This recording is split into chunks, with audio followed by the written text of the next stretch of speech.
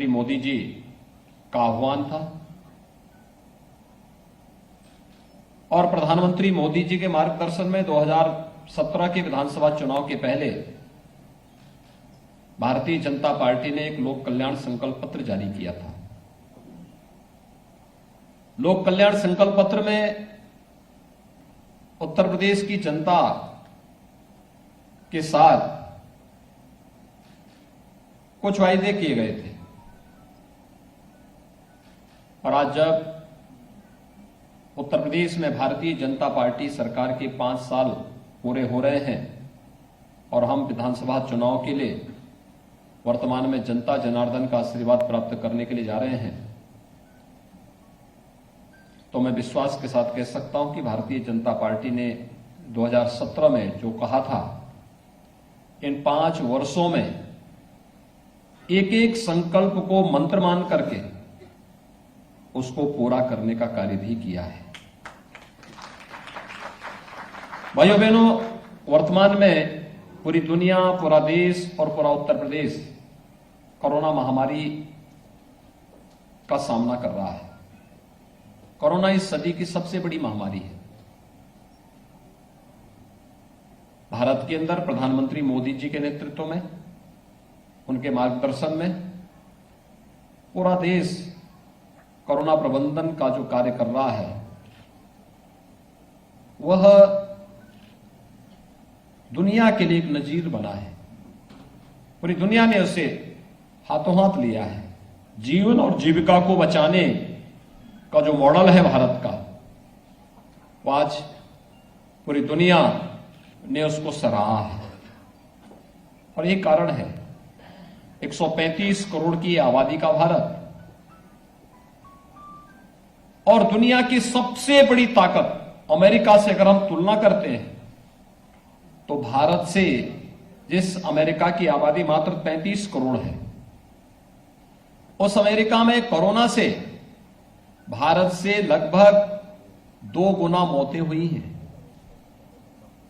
हम अनुमान कर सकते हैं कि आबादी भारत की अमेरिका से 4 गुना ज्यादा है, लेकिन कोरोना में अमेरिका के पास सब कुछ होने के बावजूद अमेरिका ने कोविड प्रबंधन, समय से निर्णय न लेने, कोविड प्रबंधन में जिम्मेदारों की रुचि न लेने का परिणाम क्या है कि अमेरिका के अंदर भारत से दुगनी मौतें हो गई। यूरोप में भी यही स्थिति है। और भाइयों बहनों, भारत के अंदर बना वैक्सीन, जिसे प्रधानमंत्री मोदी जी ने, जब विपक्ष के नेता केवल छींटाकशी कर रहे थे, घरों में रह करके केवल ट्विटर पर देश को गुमराह कर रहे थे, तब प्रधानमंत्री मोदी जी एक एक लेबोरेटरी में जाकर के वैक्सीन बनाने के लिए, देश के प्रत्येक नागरिक के जीवन को बचाने के लिए वैक्सीन बनवाने के अभियान के साथ जुटे हुए हैं। भारत के अंदर बना हुआ वैक्सीन दुनिया का सबसे प्रभावी वैक्सीन में से एक है और एक नहीं, 2 वैक्सीन भारत को दी। अब तक 160 करोड़ लोगों को वैक्सीन दिया जा चुका है और उत्तर प्रदेश आज 25 करोड़ लोगों को वैक्सीन देने जा रहा है। 25 करोड़ वैक्सीन के डोजेज उत्तर प्रदेश के अंदर आज उपलब्ध हो रही है। देश के अंदर उत्तर प्रदेश का कोरोना प्रबंधन एक मॉडल के रूप में लिया गया है। फ्री में टेस्ट, फ्री में उपचार, फ्री में वैक्सीन, फ्री में राशन और प्रत्येक की चिंता करना, हर एक के जीवन की रक्षा करना, यह हमारा दायित्व भी था और आपदा के समय हर एक व्यक्ति के साथ खड़ा होने का शासन का जज्बा भी था। इस सरकार ने किया क्योंकि यह हम सब की जिम्मेदारी थी। कुछ चीजें आपने देखे होंगे, कोरोना कालखंड में कांग्रेस गायब थी, समाजवादी पार्टी गायब थी, बहुजन समाजवादी पार्टी मैदान से गायब थी। या तो केंद्र सरकार कार्य कर रही थी, या प्रदेश सरकार कार्य कर रही थी, या भारतीय जनता पार्टी का कार्यकर्ता सेवा ही संगठन है के मंत्र के साथ एक एक व्यक्ति के जीवन को और उसकी जीविका को बचाने के लिए जद्दोजहद कर रही थी। भाइयों बहनों, जब संकट के समय जो आपका साथी नहीं, तो उस व्यक्ति को चुनाव के समय आप अपना साथी कैसे चुन सकते हैं? जो संकट का साथी है वही सही आपका शुभचिंतक है।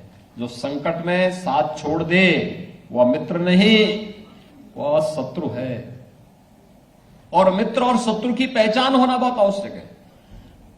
राजनीति में हमें इस बात को समझना होगा कि वास्तव में प्रदेश और देश के बारे में सही सोच रखने वाले कौन लोग हैं, और उस कार्यक्रम को हमें आगे बढ़ाना होगा। लोक कल्याण संकल्प पत्र की मैं बात कर रहा था। 2017 के पहले इस पश्चिमी उत्तर प्रदेश में हम आते थे, क्या स्थितियां थी? भय का माहौल था। बेटियां सड़कों पे नहीं निकल पाती थी, स्कूल नहीं जा पाती थी। बहुत सारी जगह तो ऐसा था कि सायंकाल सूर्यास्त के बाद सुनसान कर्फ्यू जैसा दृश्य हो जाता था। हर दूसरे तीसरे दिन कोई ना कोई दंगा होता था। माफिया सत्ता के संरक्षण में जिस किसी की भी भूमि पर कब्जा कर लेते थे।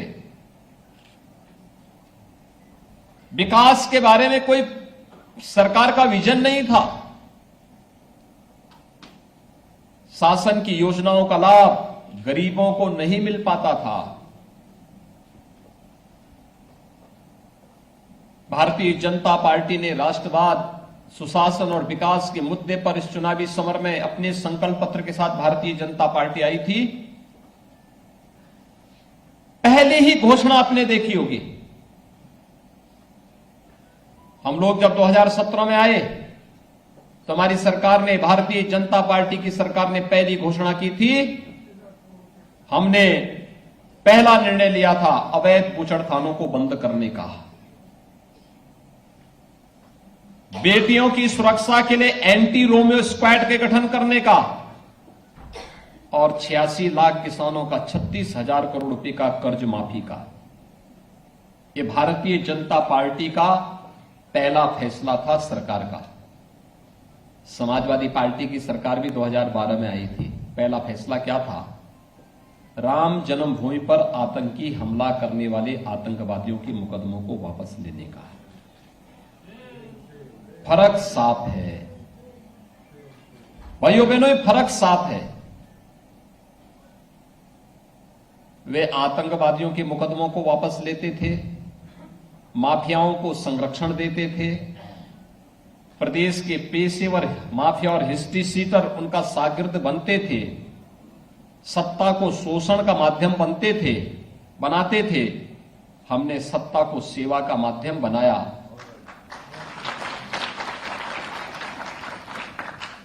वहां पर मुख्यमंत्री और मंत्री बनने के बाद सबसे पहले अपना बंगला बनाते थे। हमने अपना बंगला और अपना मकान नहीं बनाया, हमने 43 लाख गरीबों को एक एक मकान दिया। 2 करोड़ 61 लाख लोगों को शौचालय उपलब्ध करवाए, हर गांव में बैंकिंग सुविधा उपलब्ध करवाई, विकास का एक मॉडल दिया। एशिया का सबसे बड़ा एयरपोर्ट जेवर में बनेगा। अब फिल्म सिटी के लिए मुंबई नहीं बल्कि गौतम बुद्ध नगर में फिल्म सिटी का निर्माण होगा।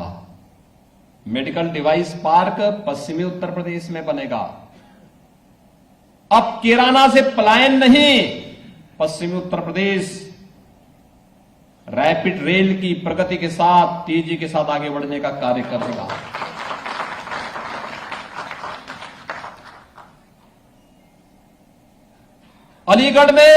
अलीगढ़ मुस्लिम विश्वविद्यालय की स्थापना के लिए राजा महेंद्र प्रताप सिंह जी ने अपनी भूमि, अपनी प्रॉपर्टी दान की थी। लेकिन अलीगढ़ मुस्लिम विश्वविद्यालय में उनके नाम का एक भी पट नहीं। हमने उन्हीं के नाम पर एक विश्वविद्यालय राजा महेंद्र प्रताप सिंह विश्वविद्यालय उसी अलीगढ़ में स्थापित कर दिया। राजा महेंद्र प्रताप सिंह 1915 में भारत की एक अंतरिम सरकार का गठन अफगानिस्तान में रहकर के किए थे देश की आजादी के दौरान। मेरठ में स्पोर्ट्स यूनिवर्सिटी का स्थापना हो रही। सहारनपुर में मां शाकंभरी के नाम पर एक नए विश्वविद्यालय की स्थापना का कार्य चल रहा है। पहले गाजियाबाद में हज हाउस बनता था, हमारी सरकार ने कैलाश मानसरोवर का भवन बना दिया। भाइयों बहनों, पहले यहां के व्यापारियों से, यहां के उद्यमियों के साथ माफिया किस प्रकार का व्यवहार करते थे, आज किसी माफिया की हैसियत नहीं। किसी व्यापारी को, किसी चिकित्सक को, किसी संभ्रांत नागरिक को या किसी गरीब की संपत्ति पर कब्जा कर ले, क्योंकि अगर करेगा तो बुलडोजर भी चलेगा।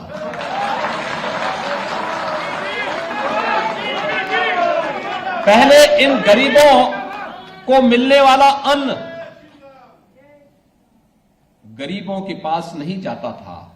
ये अन्न माफिया के माध्यम से बांग्लादेश पहुंचा दिया जाता था। आज यह अन्न उन गरीबों को उपलब्ध हो रहा है। 15 करोड़ गरीबों को डबल इंजन की सरकार डबल डोज का अन्न भी उपलब्ध करवा रही है।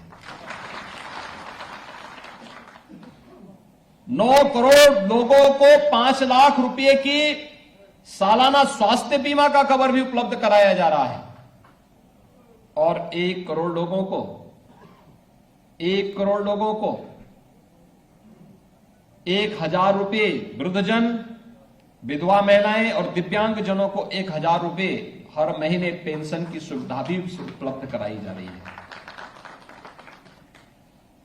भाइयों बहनों, 2017 के पहले बिजली आती ही नहीं थी। जो आज कह रहे हैं कि 300 यूनिट फ्री में बिजली देंगे, इनसे पूछना चाहिए, बिजली जब आती ही नहीं थी तुम बिजली ही नहीं देते थे, तुम तो अंधेरे में रहने के अभ्यस्त थे, क्योंकि चांदनी रात चोरों को अच्छी नहीं लगती है।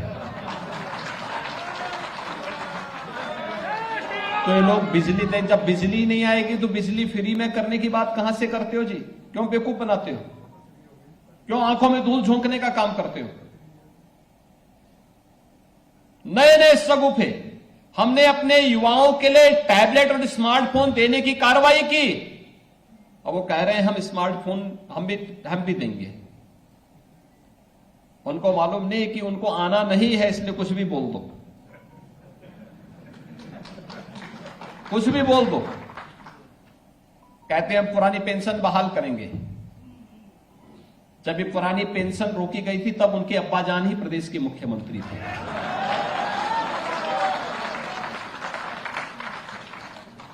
और उसके बाद 4 वर्षों तक प्रदेश के मुख्यमंत्री रहे। फिर 5 वर्ष तक उन्हें स्वयं प्रदेश के अंदर मुख्यमंत्री बनने का अवसर प्राप्त हुआ। लेकिन भाइयों बहनों, प्रदेश के सरकारी कर्मचारियों के बारे में उनके पास कोई सोच नहीं थी। न्यू पेंशन स्कीम में कर्मचारियों के अकाउंट भी नहीं उन्होंने खोले थे। और जो एम्प्लॉइज कंट्रीब्यूशन होता है, इसमें शासन 10% देता था, कर्मचारी को 10% देना था। अकाउंट ही नहीं थे, पैसा ही नहीं जमा होता था। पिछली सरकार ने 2004 से लेकर के 2017 तक कोई पैसा जमा नहीं किया। जब हम लोग आए, मैंने इसकी जांच की कि कर्मचारियों को न्यू पेंशन स्कीम में अगर वह रिटायर होता है उसको इसका लाभ मिल रहा है कि नहीं मिल रहा है। तो हमारी सरकार ने आकर के उन सभी कर्मचारियों के अकाउंट खुलवाए। 10,000 करोड़ रुपए मैंने बजट से उपलब्ध करवा करके उनके अकाउंट में जमा करवाने का कार्य किया। 10,000 करोड़ रुपए। और एम्प्लॉइज कंट्रीब्यूशन को भी मैंने 10% से, सरकार का 10% शेयर से बढ़ा के 14% करने का कार्य भारतीय जनता पार्टी की सरकार ने किया। कोरोना कालखंड में किसी भी कर्मचारी के वेतन में हमने कटौती नहीं की। तमाम जगह राज्य सरकारों ने कटौती कर दी थी, उत्तर प्रदेश ने नहीं की। लेकिन जिन लोगों ने विकास नहीं किया, माफियाओं को संरक्षण दिया, पेशेवर अपराधियों को शागिर्द बनाकर के प्रदेश में लूटमाट मचाई, प्रदेश में दंगों की एक नई श्रृंखला खड़ी की, आज उनके टिकट भी उसी रूप में आप देखने को मिले होंगे। आप देख रहे होंगे किस किस प्रकार के टिकट दिए जा रहे हैं। कैराना में व्यापारियों और हिंदुओं के पलायन के लिए जिम्मेदार व्यक्ति को कैराना से टिकट दे दिया। बुलंदशहर में, मुजफ्फरनगर में, सहारनपुर में, लोनी में, मुरादाबाद में, अमरोहा में एक लंबी फिरस्त है। देखते जाइए किस प्रकार के लोगों को टिकट दे रहे हैं। यह उनकी सोच बताती है। भारतीय जनता पार्टी ने सामाजिक संतुलन को बनाए रखते हुए हर एक तबके को प्रतिनिधित्व भी दिया है, लेकिन साथ साथ राष्ट्रवाद, विकास और सुशासन के मुद्दे पर कोई समझौता भी नहीं किया है। और मैं यही कहने के लिए आज आपके पास आया हूं भाइयों बहनों कि भारतीय जनता पार्टी इस चुनावी समर में आप सबके सामने है, आप सबसे कहने के लिए आई है। आपने 2014 में, 2017 में, 2019 में भारतीय जनता पार्टी को अपना आशीर्वाद दिया, भारतीय जनता पार्टी के प्रत्याशियों को अपना आशीर्वाद दिया। बदले में विकास और सुशासन का मॉडल, राष्ट्रवाद का एक नया मॉडल भारतीय जनता पार्टी ने दिया। जो कहा सो करके दिखा दिया। हमने जो भी कहा सुरक्षा के मुद्दे पर, आस्था के मुद्दे पर, आखिर यहीं से तो कांवड़ यात्रा निकलती है। कांवड़ यात्रा को तो पिछली सरकारों ने रोक दिया था, हमारी सरकार ने कहा नहीं, रुकेगी नहीं, हम सुरक्षा भी देंगे और पुष्प वर्षा से सम्मान भी देंगे।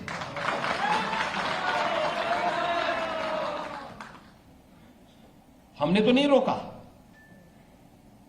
भाइयों बहनों, ये विकास की भी आप देखते होंगे। मुझे लगता है कोई महीना नहीं रहा होगा जब यहां के सांसद जनरल वीके सिंह जी, यहां के विधायक श्री सुनील शर्मा जी, जब यहां के विकास के मुद्दे को लेकर के हमारे सामने, मेरे पास ना आते रहे हों, या भारत सरकार के माध्यम से विकास विभिन्न योजनाओं को लेकर के ना आते रहे हों। गाजियाबाद शहर आज एक नया मॉडल शहर बन गया। पहले क्या था? यानी दिल्ली के बगल में किस प्रकार की स्थिति थी गाजियाबाद की, घनी आबादी के बीच में किस प्रकार की अव्यवस्था की स्थिति थी। आज गाजियाबाद एक नया मॉडल के रूप में उभर रहा है। और इसलिए मैं आज आप सबको कहने के लिए आया हूं कि भारतीय जनता पार्टी क्यों प्रदेश में कानून का राज हो, हिस्ट्री सीटर थानों का संचालन न करें, पेशेवर अपराधी सत्ता का संरक्षण न पाने पाए, भ्रष्टाचार पर प्रभावी अंकुश रहे,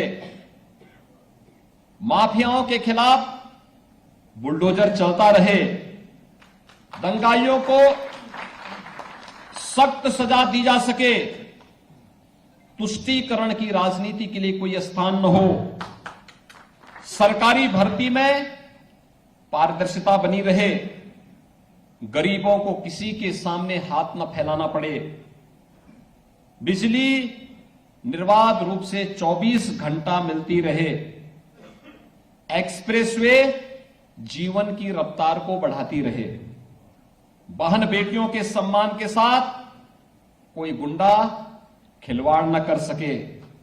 आगे भी कोरोना जैसी महामारी का बेहतरीन प्रबंधन करने की स्थिति बनी रहे, हर जिले में मेडिकल कॉलेज बेहतरीन उपचार के लिए स्थापित हो सके, निवेश आता रहे और उद्योग धंधे विकसित होते रहें, रोजगार सबको अपने घर के पास मिले, इन सब बातों के लिए भारतीय जनता पार्टी आवश्यक है। और आप सबसे मैं अपील करने के लिए आया हूं, आप सभी प्रबुद्ध जन हैं, आपका अपना एक दायरा है,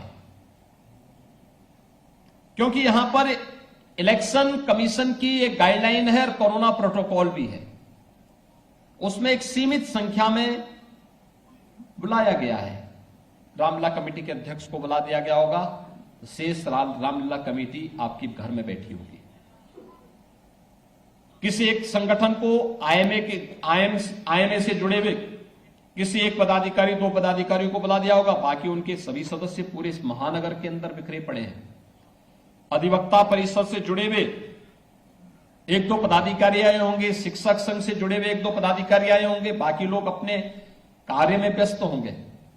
आप सबसे हमारी अपील है, आप में से हर व्यक्ति मेरे प्रतिनिधि के रूप में, जनरल वीके सिंह जी के प्रतिनिधि के रूप में, श्री सुनील शर्मा बनकर के अपने अपने संगठन और अपने अपने तबके के साथ बैठ करके राष्ट्रवाद, विकास और सुशासन की इस मुहिम को घर घर तक पहुंचाने में अपना योगदान दें। कोरोना कालखंड में अधिक से अधिक मतदान। और मैं आपको इस बात के लिए कह सकता हूं, एक नया जल जीवन मिशन को हम लागू कर रहे हैं, हर घर नल योजना। एक खोड़ा से जुड़ी हुई समस्या, मोहन आपके यहां पर जो अन्य जो यहां की समस्याएं हैं, खासतौर पर खोड़ा नगर पालिका में, मोहन नगर में जो ये पेयजल की समस्या है, इस पेयजल की समस्या का समाधान हमारी ही सरकार करेगी। ये जल जीवन मिशन का हिस्सा बन चुका है। आप देख सकते हैं, हमने बुंदेलखंड की प्यास को बुझा दिया, वहां पर हर घर तक जल पहुंच चुका है। जिस बुंदेलखंड में पानी के लिए ट्रेन से पानी पहुंचाया जाता था, आज हमने पाइप से हर घर पानी पहुंचा दिया। बुंदेलखंड एक बहुत बड़ा एरिया है। उन सभी 7 जनपदों में हर घर में पानी पहुंचने की तैयारी कर दी हमने, हर खेत में पानी पहुंचाने की कार्रवाई कर दी हम लोगों ने। तो ये तो यहां पे तो हमारी गंगा नहर है, यहां पे तो सभी सुविधाएं हैं। इसलिए भाइयों बहनों, आप सबसे अपील है, भारतीय जनता पार्टी के प्रत्याशियों को, यहां पर श्री सुनील शर्मा साहिबाबाद से, सबसे बड़ी विधानसभा है प्रदेश की, मुरादनगर से श्री अजीत पाल त्यागी जी को, गाजियाबाद से अतुल गर्ग को, मोदी नगर से डॉक्टर मंजू श्रीवास को और लोनी से श्री नंद किशोर गुजर को भारी बहुमत से विजयी बनाने में आप सभी लोग अपना योगदान देंगे। भारतीय जनता पार्टी की राष्ट्रवाद, सुशासन और विकास की सोच वाली सरकार को प्रदेश के अंदर लाने में अपना योगदान देंगे। इस विश्वास के साथ मैं अपनी वाणी को यहीं पर विराम देता हूं। धन्यवाद। जय हिंद।